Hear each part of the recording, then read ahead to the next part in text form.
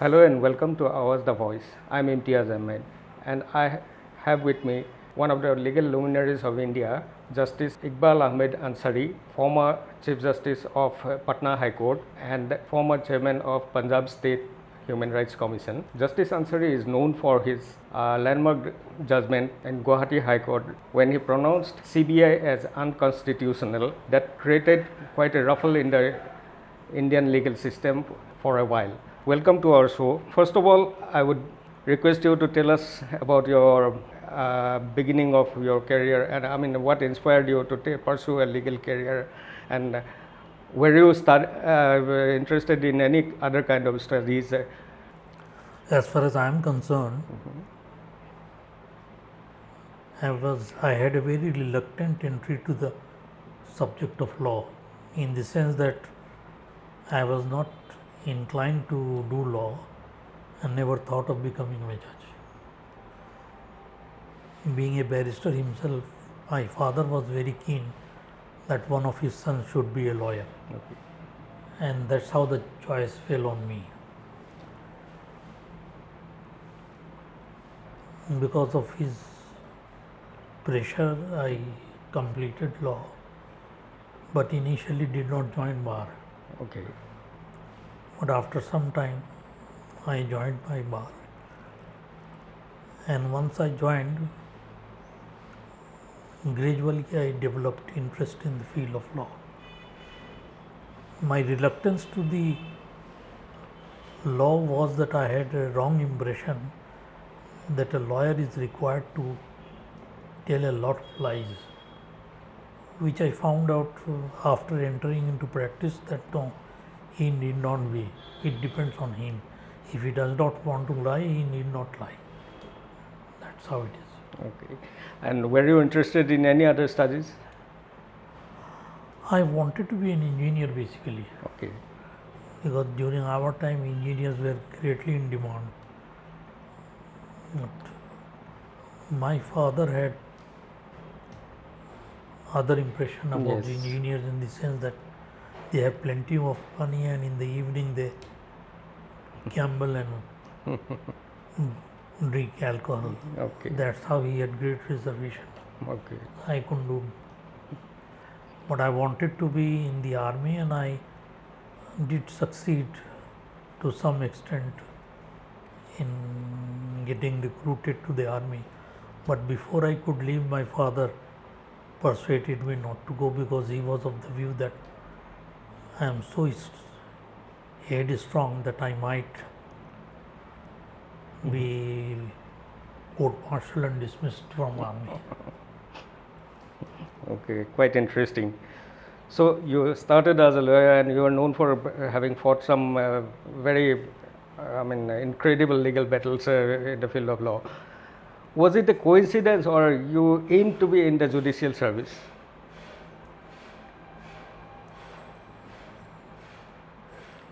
It was not as such planned by when I did law that I will enter judicial service or become a judge. But gradually, when I was practicing, I started learning. I could see the judges, and some of the judges I really liked their personality. Okay. One of such judge was Justice S.N. Pookan. Okay. I was very impressed by his personality. And I thought that is the one which one should be. Okay. Luck could have it. And you cleared the judicial services exam at one go? Yes. Yes. Can you tell us about some of the major judgments you have passed as a judge during your career? As a High Court judge? As a High Court judge and as a Chief Justice? Yes, as a Chief Justice. So one judgment which you have already referred to is the CBI. Is regarding CBI. It was a writ appeal. The writ petition was decided by, if you know, Justice Ranjan Gogoi, who became later on Chief Justice of India. Yes. And BSNL employee. Yes. very lowly employee, not a very high paid employee, had challenged the application of CBI. Okay. Justice Gogoi as a single judge held that no, CBI is rightly constituted. Then it came in appeal before me and Dr. Indra Shah, Yes. and we took the view that no, there is no legal foundation for constituting CBI. Yes. It has been simply brought into effect with the help of a memorandum or a resolution of the Home Ministry, Government of India. Yes. There was no legal sanction for it.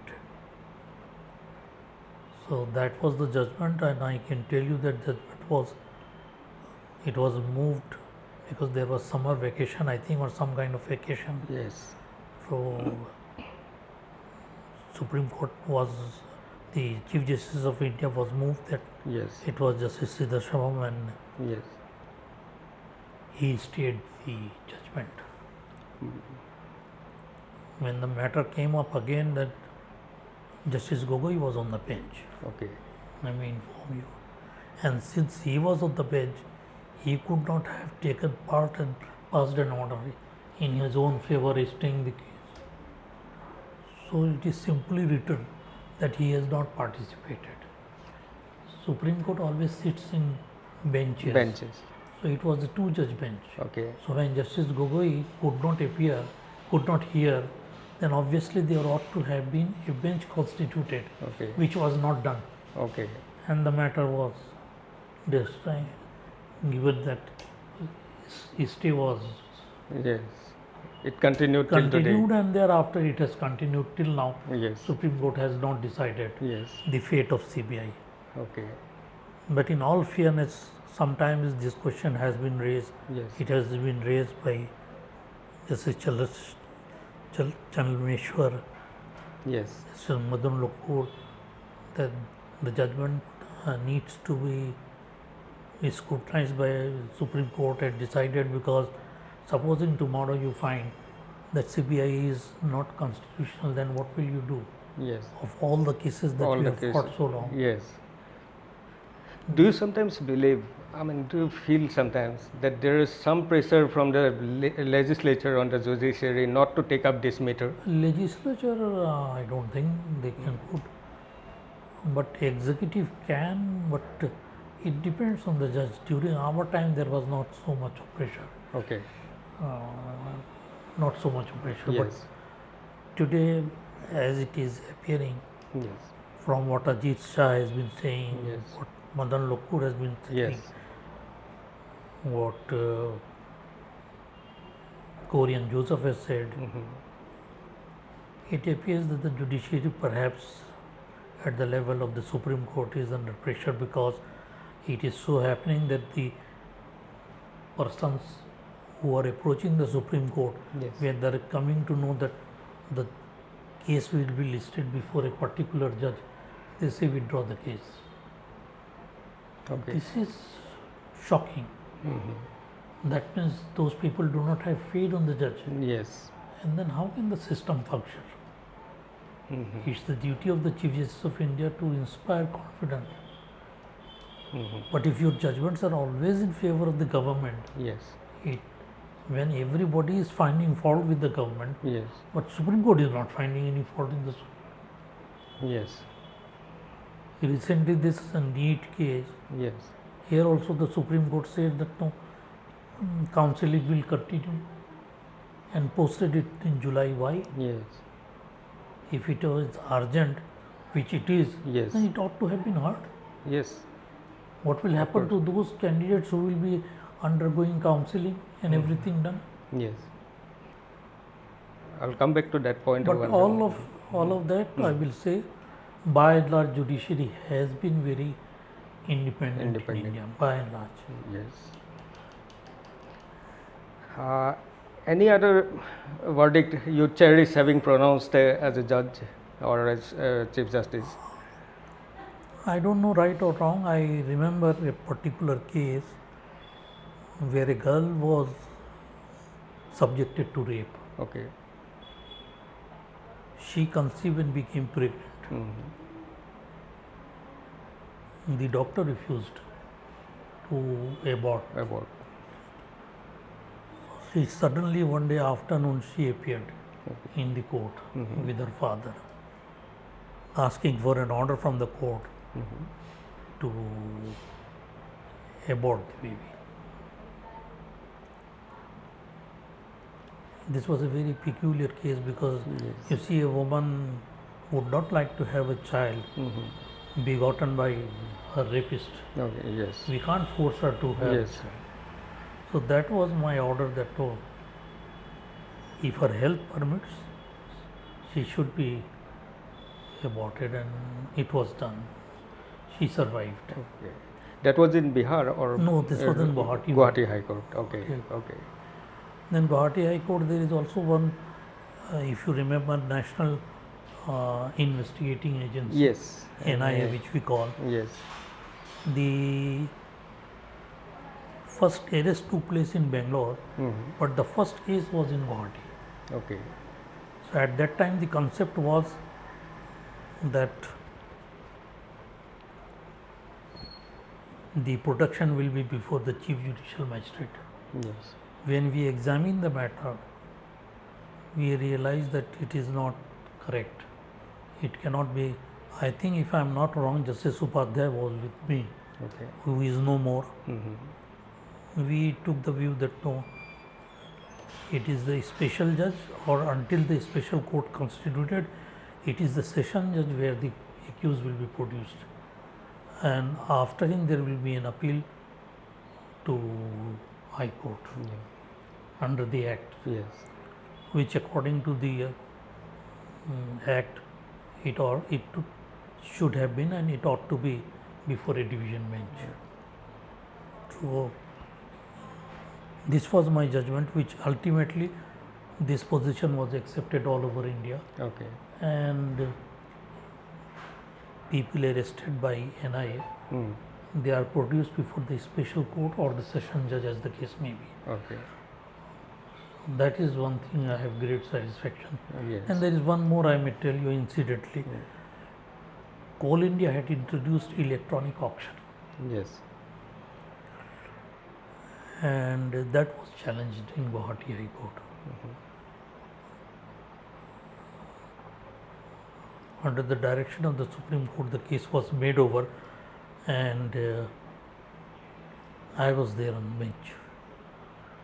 I remember it was Nilay Datta, a very, very eminent lawyer of Guwahati High Court, who had argued on behalf of the petitioner.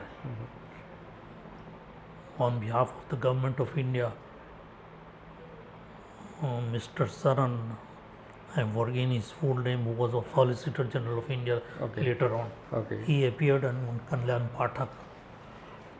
So, but I took the view that the way the policy has been framed by the Coal India is not. People of Assam and North will suffer a lot. Because of positive time, I cannot give you the details. So the matter went to the Supreme Court, and eventually Supreme Court also took the view that an electronic auction at that time was scrapped. Later on, it was, with the defects removed, it was reintroduced. Okay.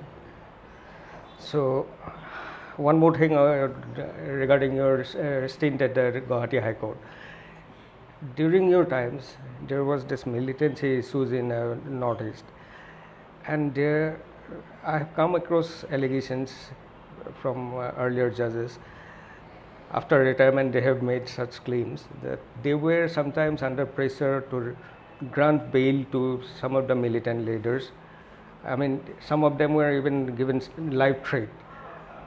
Is it true, or have you come across any such situation? No, fortunately I didn't come across any such incident. I will say I was very fortunate that no this kind of pressure is put. One thing I must also say, that judiciary being under pressure is a matter for the judges. Yes. If the judges are strong and they can take the pressure, I don't think the pressure can work. But if you want to take a Rajya Sabha post or something, then in that way one matter is different. Yes.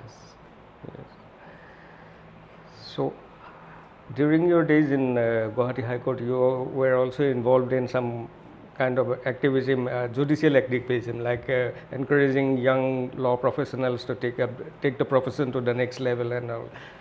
How much success did you gain, and what inspired you to do I all am very this? happy. Yes. There are quite a few lawyers Yes. of my time who were very young at that time, but they have done very well. Some of them have become senior advocates also. Yes. That's a satisfaction. Yes. And I was basically very much interested, and I was in charge of the training for the judicial officers, and Yes. I will not give credit to myself, but we did do very well. We organized very good trainings for the judicial officers, okay. because initially I must tell you that there was great resistance from the judiciary in the bar when the judges were to be trained, because they said if the judge needs training, how can he be a judge if he himself needs training? Yes. That was one. Secondly, who can give training to the judges? This resistance was there even in United Kingdom when it was introduced before the Judicial Services Board was formally constituted. But gradually all over the world it has come to be accepted that some kind of a training is necessary, and that's why now we see the training, and it has caused some improvement Okay. in the judicial service. Are you still involved in such activities? Sometimes I do go if invited. Okay. So there has been a perennial problem of pendency of cases in the court. How do you think can it be solved in a country like India? It's a very difficult question, in the sense that first we will have to, you see, as far as judges ratio with litigation is concerned, Yes. India is the lowest, even lower than Bangladesh. Yes. It's so bad. Mm-hmm. So number of judicial officers have to be increased, Yes. but for increasing you need good law colleges, which we do not have. Yeah. Some law schools are doing well. Generally, there was a time when in the brilliant ones we are going in corporate jobs. That is why the Supreme Court thought it fit to dispense with the requirement of 3 years or 5 years of practice in law and directly recruit. Even a law graduate can get recruited as a judicial officer. This was a good idea, and thereby they said there should be training. On that, I think the training needs Yes. some introspection, some improvement, because a very short training may not be useful. But if properly conducted training and training is imparted to those who are recruited, it will do very well. That's all it is. How do you think can the judicial system be reformed in India? I mean, there have been certain aspects like the collegium issue, recent collegium issue, and others, which have always been controversial and always been You see, I will tell disputed. you one thing. Whatever system you introduce, unless the people manning the system are good Yes. and full of integrity, these problems will remain. Whether you have national commission Yes. or you have collegium system, whatever you have, Okay. if the see, it is not expected at the level of the Supreme Court that people will either object or favor because of their personal whims Yes. and fancies. Yes. If I am supported by some judges, then there will be another judge who will object. So the situation is like this. All right, you take my judge, I will take your judge. Okay. So on the basis of compromise, you can never have good Supreme Court, and that is why the situation is not very good. So back to your personal career. Do you have any regrets not having served in the Supreme Court? Nobody can have a right to go to the Supreme Court. It is the collegium which takes. Yes. But in my case, unfortunately, it was Justice Ranjan Gogoi who was against me. Okay. When it was proposed that I should be made Chief Justice. He went to the Chief Justice of India to persuade him not to make me Chief Justice in Patna. And when he found Justice Thakur was insistent, because Justice Thakur, who was the Chief Justice of India, he told me. Then he said, all right, make him a Chief Justice in Meghalaya. Okay. So Justice Thakur took the matter to the collegium, and the collegium said, why should we change him? Change the place of posting. Yes. He has been in Patna for so long, we haven't heard anything good against him. Rather, we have heard so well about him. So he will. But even then, Justice Thakur, according to him, he sent a letter to Justice Gogoi that if you have any material, please give us. And Justice Gogoi gives it in writing that he has no such material. So that means even when he did not have any material, he was object to my becoming Chief Justice. So as far as Supreme Court was concerned, obviously he was against. And since he was slated to be a Chief Justice of India, the other persons who were to be there, they were under some pressure. And one of the reasons for Justice Gogoi to be so adamant against me, so vindictive against me, is because of the judgment in the CBI case. Yes. Because he did not want that CBI judgment, his CBI judgment to be disturbed. Okay. So when he found it has been disturbed and people have accepted so well, that was. Okay. Again, so he is basically a person from Assam was objected to by another person from Assam. Regarding human rights in Punjab, since you have served, what do you feel is the human rights situation in Punjab? Human rights condition in Punjab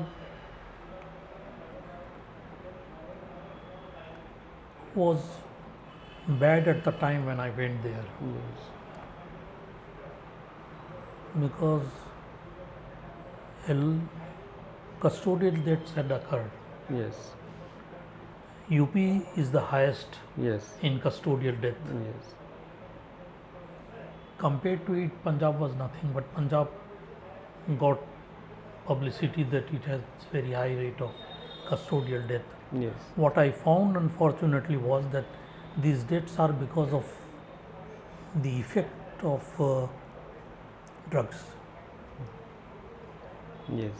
And I don't know what the government is doing today, but unless in Punjab government does something to stop and eradicate this malice, it's going to very heavily tell upon Punjab. Not at all advisable. Because I never thought Punjabis are so good, and they are. But many times we found the parents have been ousted because of the fact that the son wants, or the daughter and the son, son and the daughter-in-law both want the house to be sold. What for the purpose of purchasing drugs. This is very sad. And that is what requires. I don't know what is the situation now. We did try. There was some improvement. But I don't know what is the situation now. But looked at that from point of view, we must look into those states where custodial deaths are high. And one of such states is obviously UP. that has to be taken care of. Thank you so much for giving us so much of your time. Thank you so much for giving me the privilege of sharing my views and thoughts with all of you. Thank you. Thank you.